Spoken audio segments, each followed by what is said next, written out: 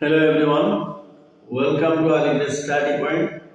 আজকে আমাদের ক্লাস হলো ভারতবর্ষের মধ্যে খনিজ সম্পদের শীর্ষ রাজ্যসমূহ, ভারতের কোন রাজ্যে কোন খনিজ দ্রব্য সম্পদ পাওয়া যায় সেগুলো আজকের ক্লাসে আমরা আলোচনা করব। দেখা যাক, শুরু করি।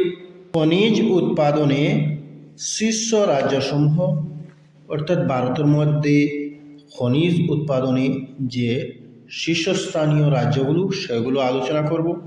এখানে খনিজের নাম দেওয়া আছে, অর্থাৎ মিনারেলস যেগুলো এগুলোর নাম দেওয়া আছে। নেক্সট হলো শীর্ষ উৎপাদনকারী রাজ্য, কোন কোন রাজ্যে কোনটি বেশি উৎপন্ন হয়। কয়লা, যেটি ঝাড়খণ্ড, ওড়িশা, ছত্তিশগড় রাজ্যের মধ্যে পাওয়া যায়। লোহা, ওড়িশা, ছত্তিশগড়, কর্ণাটকের লোহা পাওয়া যায়।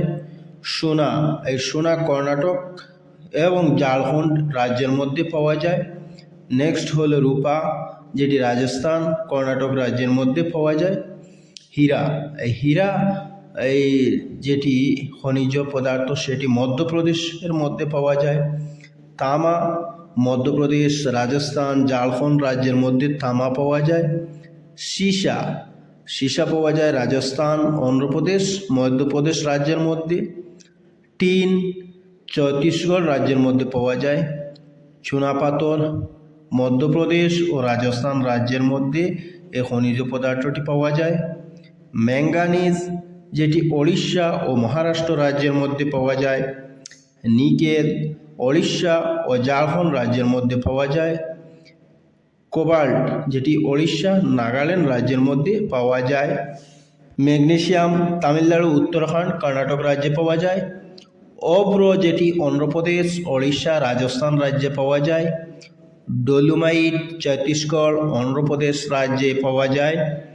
জিপসাম, যেটি খনিজ দ্রব্য সেটি রাজস্থান, তামিলনাড়ু, গুজরাট রাজ্যে পাওয়া যায়।